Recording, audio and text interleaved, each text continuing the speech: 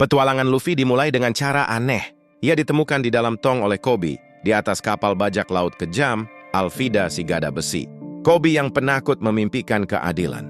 Ia coba imagine menjadi angkatan laut, tapi terjebak di bawah kekuasaan Alvida.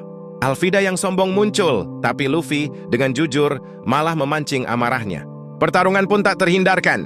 Dengan kekuatan buah gomu-gomu, Luffy mengalahkan Alvida dengan mudah. Ini pertama kalinya Koby melihat harapan untuk bebas. Luffy dan Koby bebas. Tujuan mereka selanjutnya? Menemui Roronoa Zoro, sang pemburu bajak laut yang legendaris. Akankah dia menjadi kawan?